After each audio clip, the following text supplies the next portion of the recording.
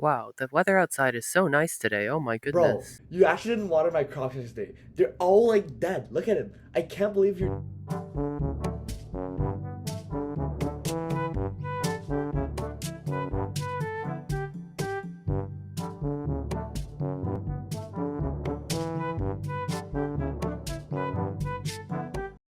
Guys, Chris hates the blue team. I saw him insulting David yesterday. What? That's terrible. Now that's just unacceptable. The blue team will not stand for this. Something has to be done.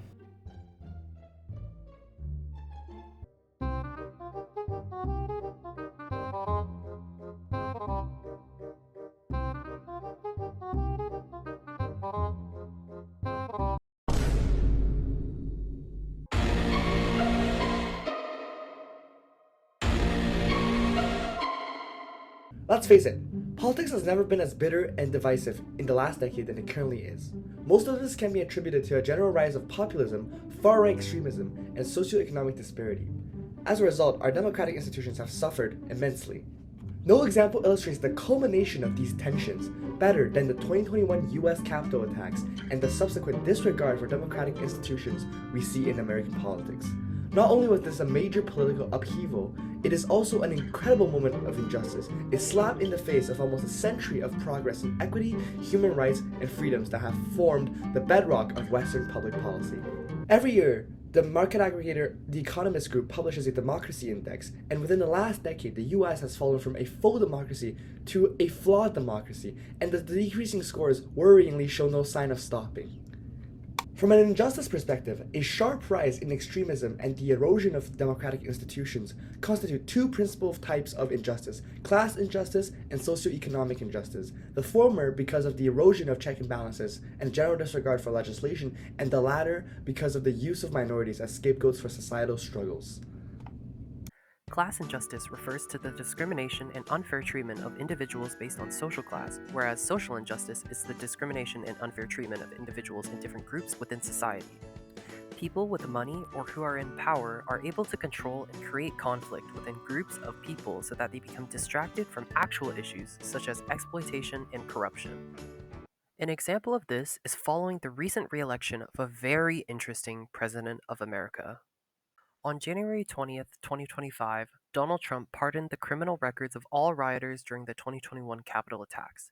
This not only included the attacks on the Capitol itself, but also previous cases of other crimes, such as rape and domestic violence. Now, this is a prime example of injustice, with the people in power abusing their power to disregard the consequences of violence based on political ideology.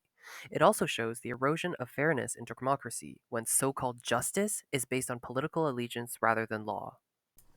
To add to this troubling situation, ABC News released an article on March 31st describing the deportations of foreign college students following recent pro-Palestine protests. The Trump administration has been threatening to revoke the visas and green cards of students who have participated in activism under the pretense that the students involved are actively supporting terrorism. The government has been testing the limits of the law, detaining students for weeks or even months at a time until they find some basis for removal. Students are being treated as criminals despite doing nothing but voice their own opinions. The Trump administration has invoked a provision allowing the removal of non-citizens if they might cause quote-unquote trouble for the US. He claims that the deportation of these students is justified and protects US interests. For context, this provision has only been used 14 times in American history and only 2 times since the year 2000. Despite what the government has been arguing, this whole situation is a clear violation of the First Amendment, which protects the right to freedom of speech for all Americans, regardless of their immigration status. As a result of political extremism, this social injustice has people scared to voice their own opinions, essentially dismissing the whole concept of a democratic society. With all of this bad going on in the world, it's important to remember that we all have a voice and that we all have the power to make change. According to Elections Canada, less than 50% of the population cast ballots in each and every federal election since 1993. Without better initiative from the people of the country to vote for what they think is right, it's easier for injustices in the way we are governed to creep in. If you are eligible, exercise your right to vote. Don't be afraid to share your views with the people around you. And exercise those critical thinking skills. Using your brain and thinking before forming an opinion or acting on feelings is a crucial first step to maintain peace and democracy. It's also vital to know how to share these opinions and values in a respectful manner. The most important part of this is respecting each other's right to exist and thrive, to see each other as human. History has shown that dehumanization is the first step towards extermination, and by having these conversations where we genuinely try to connect with each other in good faith, we can make the world just a little bit of a better place.